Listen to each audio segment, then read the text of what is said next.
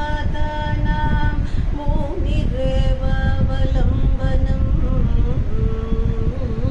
त्वयि जात अपराधानां त्वमेव शरणं शिवे शिवशक्त्या युक्तो यदि भवति शक्तः प्रभवितुं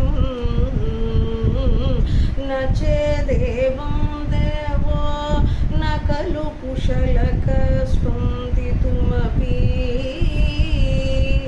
अतस्त्वम् आराध्यं हरिहरविरिञ्चादिभिरपि प्रणन्तुं स्तोतुं वा कथमकृतपुण्यः प्रभवति धन्यां संवांसुं तव चरणपङ्केरुहभवं विरुञ्चिः सञ्चिन्वन् विरचयति लोकानविकलम् वहत्येनं शौरिः कथमपि सहस्रेण शिरसा हरः संक्षुद्यैनं भजति वसितो दोलनविधिम्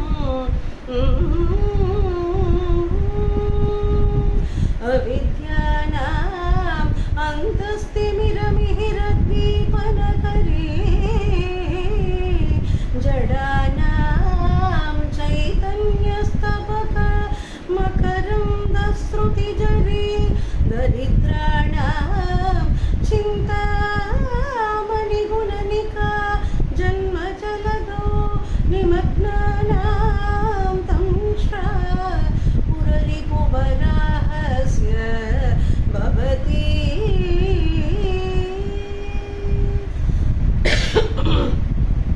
त्वदन्यः पाणिभ्याम् अभयवरदो दैवतगणक